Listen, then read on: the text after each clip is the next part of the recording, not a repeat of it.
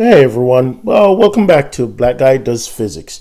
Today we're going to be looking at this problem that Noah Marquez asked us to do, and I think this is 2015 Mechanics number 2. Remember, if you have a problem that you want the Black Guy to do, then let me know. Just shout me a comment and I'll get it done for you. Alright, let's get at it. So, first things first, we always want to look at the diagram that is being presented to us.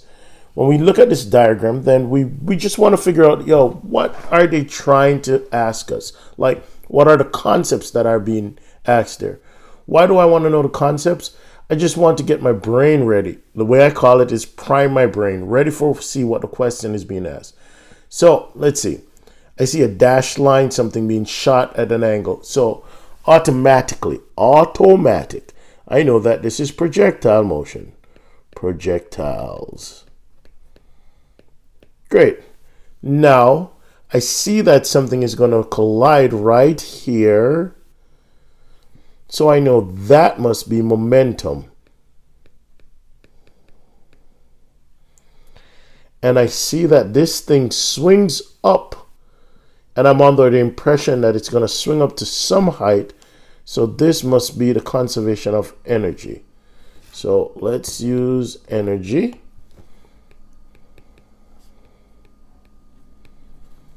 Good. I think those are the three things that I could see. Well, you could also say, I think here you could say that there's some centripetal forces, and I'll put just FC. Now, the trick with centripetal forces is that this thing only becomes necessary whenever they're asking you to find a tension in a string, or they're asking you for some speed. The reason why I say this is, let me put this to the side. Side note,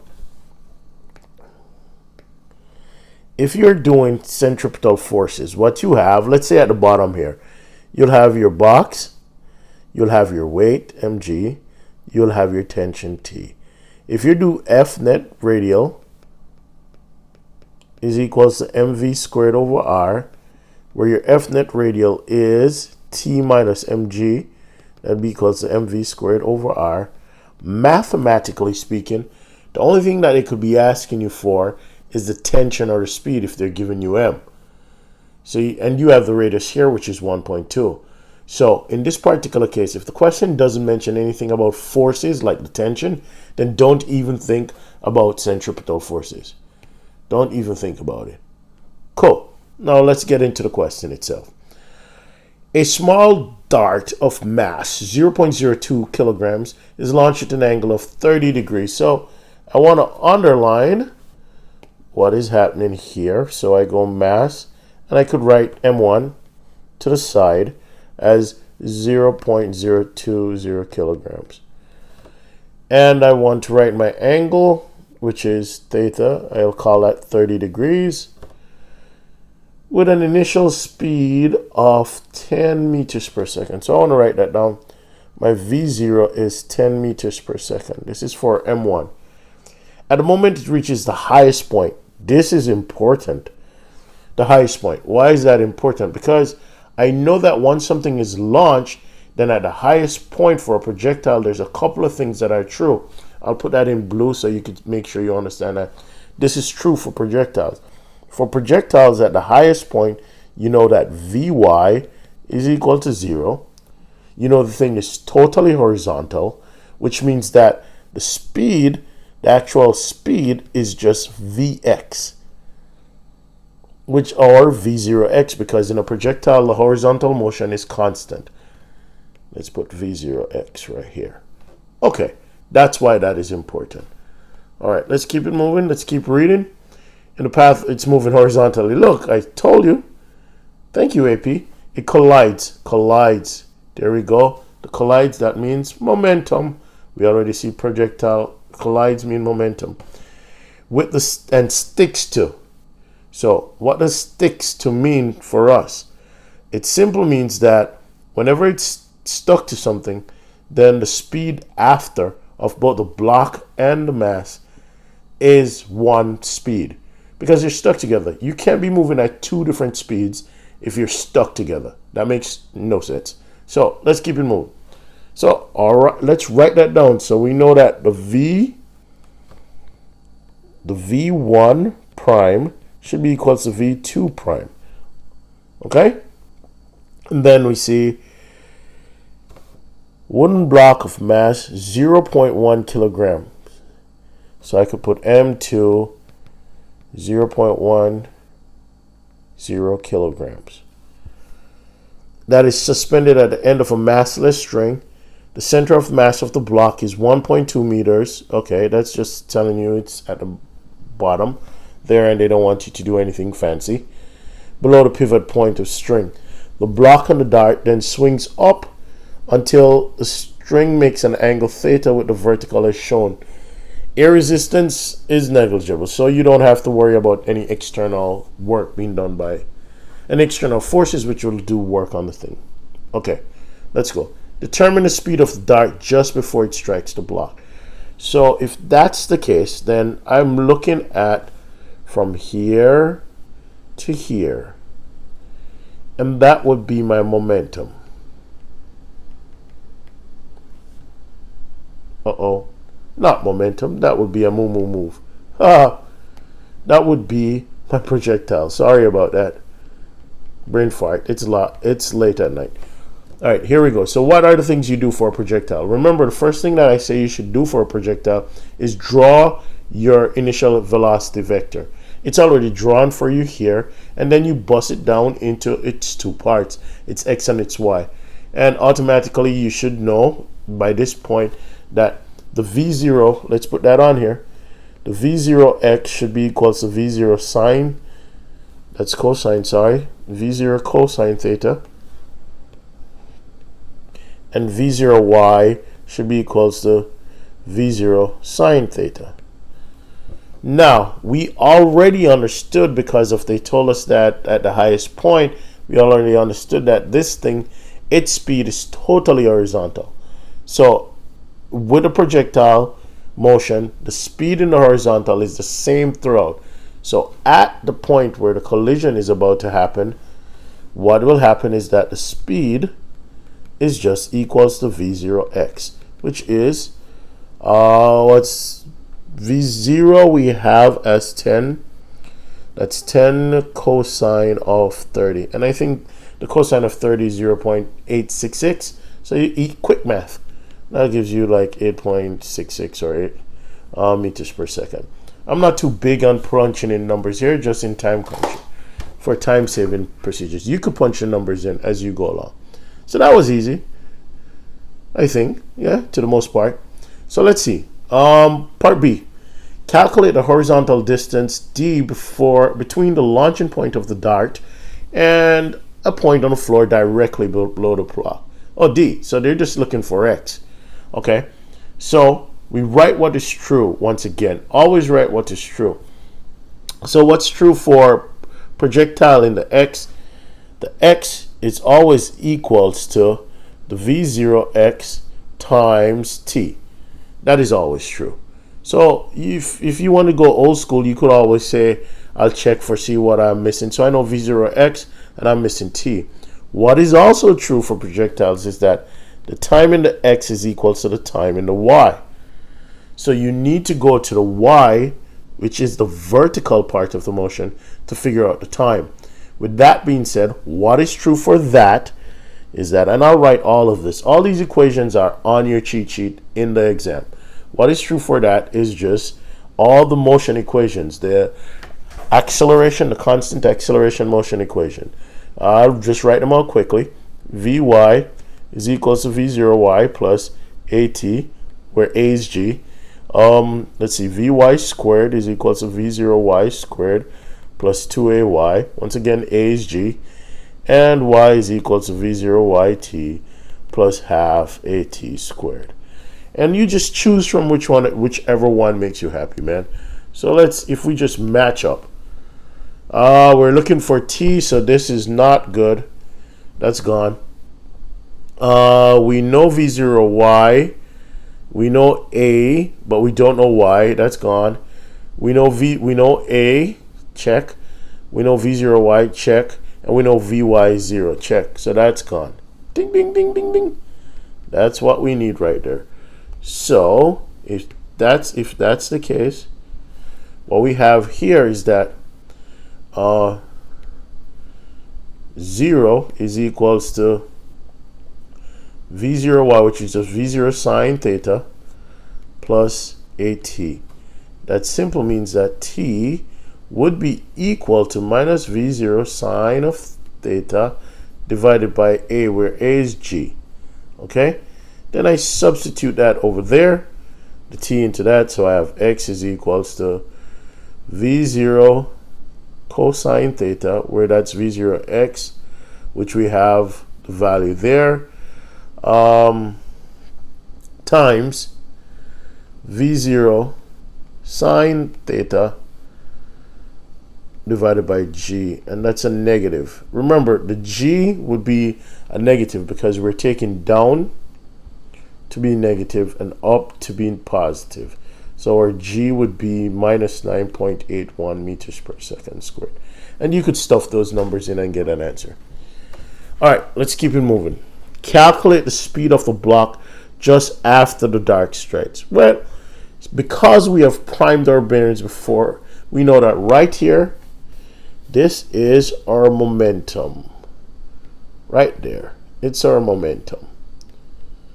Because that's when the collision happens. So we're ready to go. We already know what's going to happen. We already know they're going to stick together. The speeds will be the same.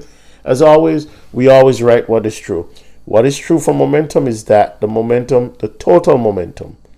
Let's put the sum sign there so we understand that it's the total momentum. The total momentum before is always equals to the total momentum after.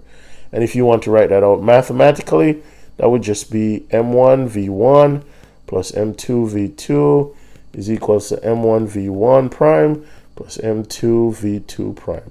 In this particular case, as I stated before, what's going to happen is that v1 and v2 prime are going to be equal to each other.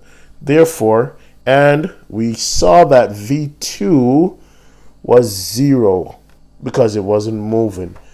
Did they mention that? But we should see that it wasn't moving. So v2 is 0. So this goes to 0. So now I have m1 v1 is equals to m1 plus m2 times v. Let's call it v prime. And then v prime I rearrange with some quick math. m1 plus m2. And that's that. And we have v1, which is the speed of 10. We have m1 and m2. Stuff the numbers in, you're good to go. Keep it moving. Calculate the angle through which the dart and the block on the string will rise. Oh no. Let's see the angle. So, in this particular question, students will panic because they're going to say, oh my God, how do I figure out angle? I do not know what's going on. I do not have any equation with angles. That's fine. Do not worry about it. All you do is simply write what is true. And remember, the reason why we primed our brains before is because we've seen that we have projectiles, momentum, energy, and maybe centripetal forces. We already discussed that there are no centripetal forces because chances are they're not going to ask us for tension. So if they're asking us for angle and we have already completed or used projectiles and momentum, then there's a high probability that it's energy. Okay? So I'm going to redraw this here just so that we could see for better context.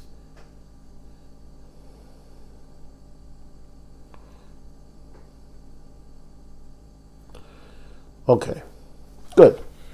Now, let's call this L.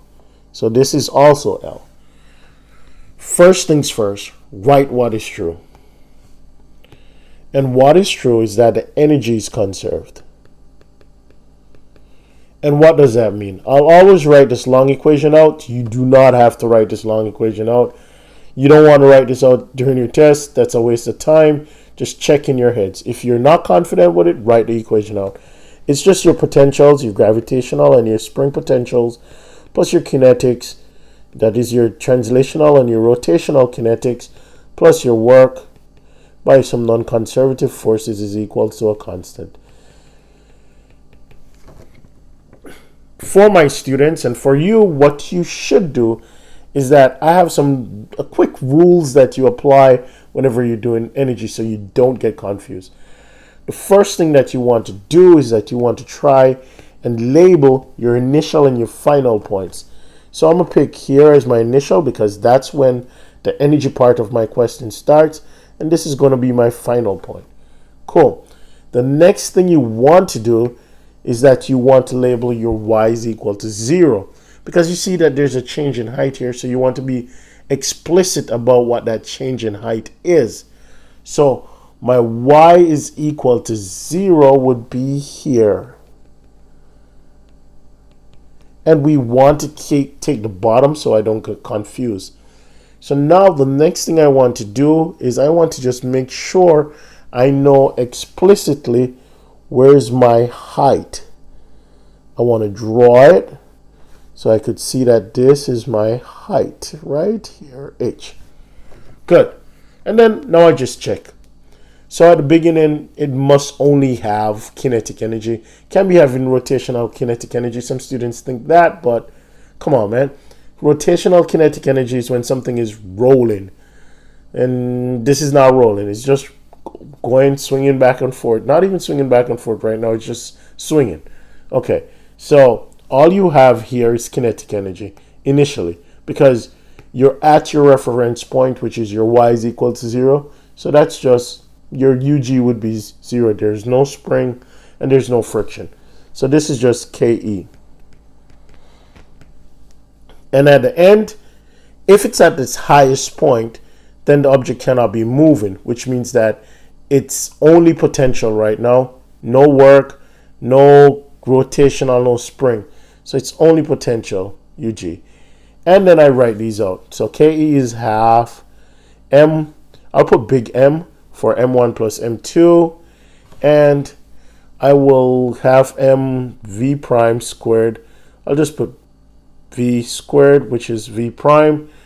And that should give me big M G H. Good. Now, at this point in time, you'll see that there's no theta here. There's absolutely no theta here. But you can see that you're missing H. Do not panic. Let's say you get to this point and you don't know what to do. Well, you have already acquired some points and you could just leave this as it is. It is what it is, man. Acquire your points and move on. In a test, do not waste time trying to get every single point you can when you have other easy points to acquire. This is true. Since it's true, you'll get points. Keep it moving. But I'll explain the rest to you. So, whenever you see something that involves theta, you always want to make a right triangle. Let's make that in, let's say red. So you could see here, that line right there, and that line right there, you could see that that is your height. This thing right here makes a right triangle. So you just make a right triangle all the time with the angle being on facing the new side that you make. Okay? And with that, if you have basic trigonometrical skills, you'll see that, and by trigonometrical I just mean sine, cosine, and tan, you'll see that this would be L cosine theta. So by looking at this, you could see that H plus L cosine theta should be equals to L. Therefore, H should be equals to L minus L cosine theta. So let's just write that. M cancels M. We have L minus L cosine theta should be equals to V squared over 2G. And from that, you should be able to find theta. So I'm saying, look at it. You'd have gotten confused, gotten worried, and all of that. Now, just follow the instructions. Just let the concepts tell you what to do. And then you just solve for theta from here. So you have v squared, you have 2g, you have L, and you have L. Just rearrange. Let's see if we could rearrange. If I could be really fancy, I take out L. That would gives me v squared over 2gl is equals to 1 minus cosine theta. Therefore, cosine theta should be equals to v squared over 2gl. Let's say one, or let me rewrite that. Be 1 minus v squared over 2gl. And then you take the inverse of that. Inverse cosine of that, sorry. The block continues to swing as a simple pendulum. Calculate the time that is needed for this to happen. Oh, great. Simple pendulum, I don't have to worry because they give me this equation. Once again, I just write down what is true.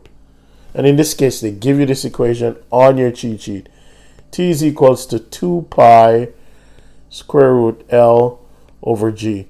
And I remember from my class, and you should remember this, that for any simple pendulum, the only thing that the period is dependent on is the length. As you can see, it's only length in the equation. And you have the length, the block, calculate the time between the dart collides with the block and when it first returns. Okay, so what is period?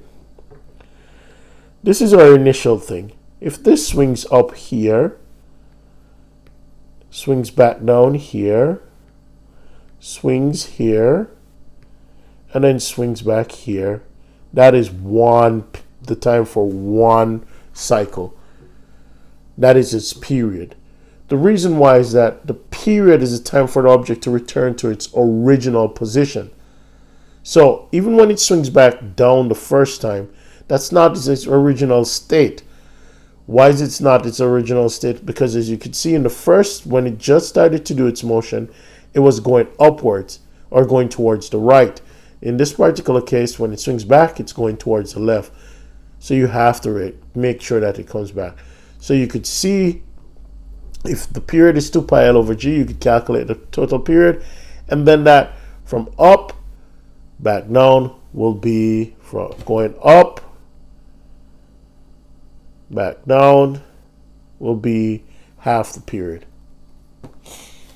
In a second experiment, a dart with more mass is launched at the same speed and angle. The dart collides with and sticks to the same wooden block. So let me underline more mass, same speed. So what pops in my head? If you have more mass, same speed, that simply means more energy. AP loves to test you on energy. You should understand that, how energy works. They always test you on it. With the angle theta that the dart and the block swings to increase, decrease, or stays the same? Of course, it would increase. And why would it increase? Because more energy. More massive. Oh, wrong color.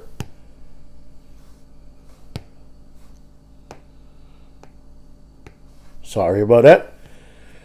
More massive.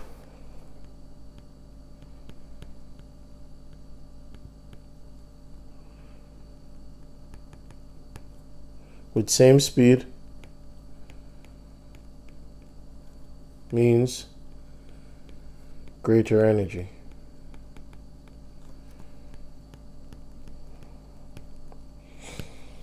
And you could look at it from,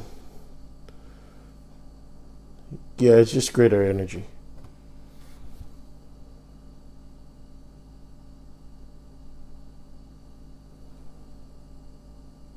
Okay. Would the period of the oscillation increase, decrease, or stay the same? I would say stay the same. Why? It's due to the fact that, as we stated before, the period is only dependent on the length.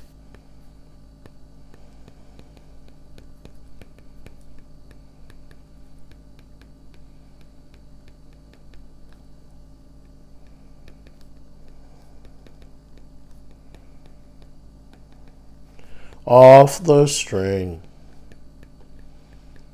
And you could even write the equation you have.